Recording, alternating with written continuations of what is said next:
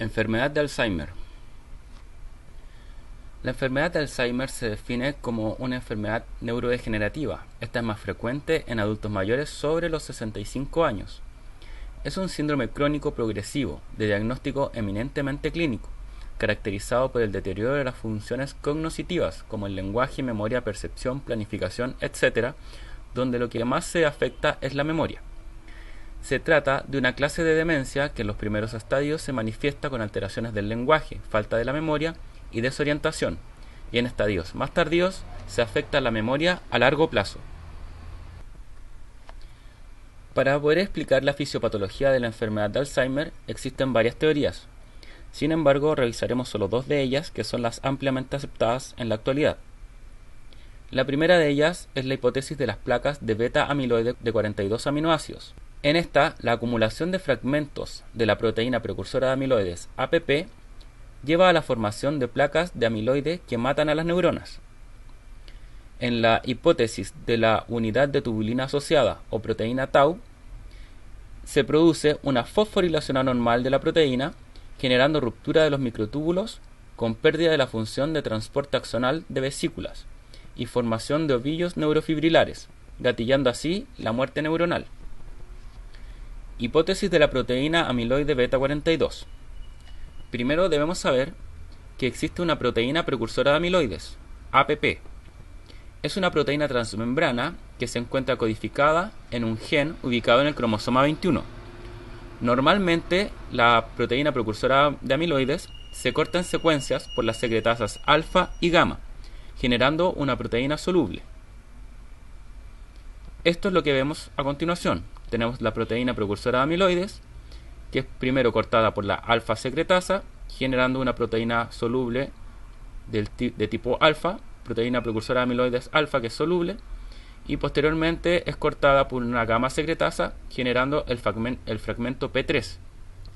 Sin embargo, en la enfermedad de Alzheimer, por acción de las secretasas beta y gamma, se genera una proteína insoluble de 42 aminoácidos, la cual es muy reactiva y tóxica. Se acumula y se deposita extracelularmente en las terminaciones axonales. Se forman así placas neuríticas por agregación de la proteína beta 42, la cual entorpece la sinapsis neuronal, produce degeneración granulovascular, angiopatía amiloide cerebral y atrofia cerebral difusa. Acá vemos cómo se forma este fragmento amiloide beta. Primero, la proteína precursora de amiloides es cortada por la beta secretasa, generando un fragmento soluble de proteína precursora de amiloides beta, pero esto deja una cierta porción de aminoácidos que al ser cortados por la gamma secretasa generan una proteína amiloide que es insoluble, que tiene 42 aminoácidos y que es difícil de eliminar, acumulándose y generando las placas neuríticas. Dentro de los factores genéticos relacionados con la producción de la proteína amiloide beta de 42 aminoácidos, debemos mencionar los siguientes. Primero, el cromosoma 21, donde se encuentra el gen que codifica para la proteína precursora de amiloides. Se ha observado que mutaciones en este gen producen un aumento del péptido amiloide beta de 42 aminoácidos, probablemente por la producción de una proteína precursora de amiloides de carácter defectuoso. En lo que es el cromosoma 19, este contiene el gen que codifica para la apolipoproteína E, o ApoE. Esta ApoE es una proteína que interviene en los mecanismos de movilización y distribución del colesterol para la reparación de las células nerviosas en el curso de su desarrollo y después de una lesión. Investigaciones han concluido que la proteína ApoE del tipo epsilon 4 genera un aumento en la densidad de la placa amiloide beta y promueve su depósito a nivel vascular, generando angiopatía amiloide. Sin embargo, la ApoE del subtipo epsilon 2 y epsilon 3 son factores protectores para el desarrollo de la enfermedad de Alzheimer. Finalmente, tenemos el cromosoma 14, el cual contiene los genes que codifican para la presenilina 1, y el cromosoma 1, que contiene los genes que codifican para la presenilina 2. Las presenilinas son las responsables de la actividad de corte de la gamma secretasa. Por lo tanto, la mutación de estos genes aumenta la producción de péptido amiloide beta de 42 aminoácidos.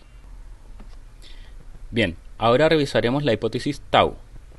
Tau es una proteína que estabiliza los microtúbulos, los cuales son responsables del transporte axonal de vesículas al interior de la célula. Se cree que la mutación del gen MAPT estaría asociado a la hiperfosforilación de tau, desensamblando los microtúbulos, favoreciendo la agregación de tau y la formación de ovillos neurofibrilares intracelulares. Estos son un aglomerado de filamentos helicoidales emparejados. Una segunda hipótesis relaciona la alteración de la proteína tau como consecuencia del depósito de péptidos amiloides beta. También se ha observado que la coenzima Q es capaz de promover la agregación de tau y de actina, dando lugar a ovillos neurofibrilares y cuerpos de hirano. Estos son acúmulos de actina polimerizada junto a otras proteínas asociadas. Independiente del mecanismo, al desensamblarse los microtúbulos, se pierde la función de transporte axonal, generando una disfunción sináptica. Se cree que la acumulación de ovillos neurofibrilares estaría relacionado con estados más avanzados de la enfermedad, ya que estos interferirían físicamente con el funcionamiento normal de la célula. Finalmente, los acúmulos de los ovillos neurofibrilares es mayor en el hipocampo y en zonas contiguas, como la corteza parietal y frontal, generando pérdida neuronal masiva.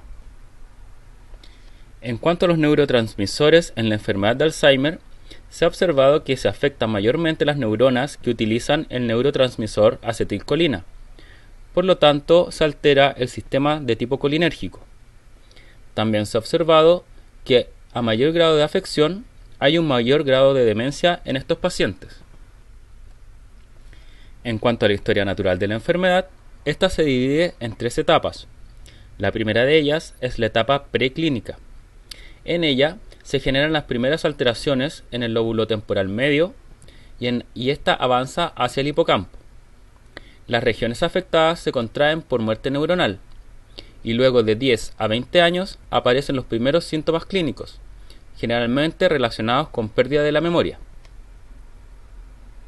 En una etapa clínica leve a moderada, lo primero que se evidencia es pérdida de la memoria y confusión por alteraciones del lóbulo temporal.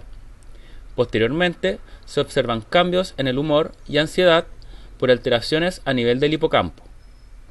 En un estadio moderado, se observan dificultades en el lenguaje por mayor alteración del lóbulo temporal y agitación, inquietud y vagabundeo al estar más comprometido el hipocampo. Finalmente, en una etapa clínica severa, el compromiso del lóbulo frontal afecta el razonamiento, la personalidad y los movimientos. Se observa pérdida de peso, convulsiones, aumento del sueño, pérdida del control de esfínteres. La muerte sobreviene generalmente por causas infecciosas, como por ejemplo neumonías por aspiración. Si separamos los síntomas de la enfermedad de Alzheimer en diferentes grupos, primero tendríamos los síntomas cognitivos.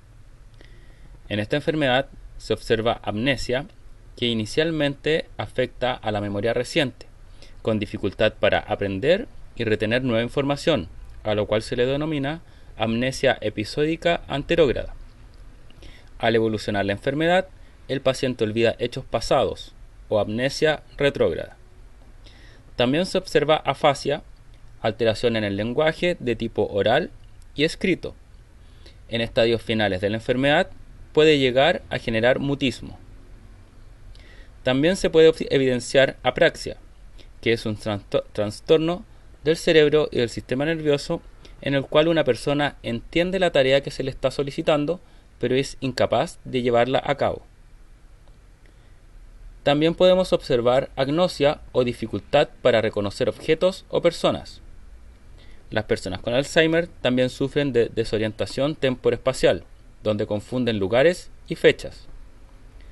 Finalmente, también se ha observado en estos pacientes aproxexia o pérdida de la atención.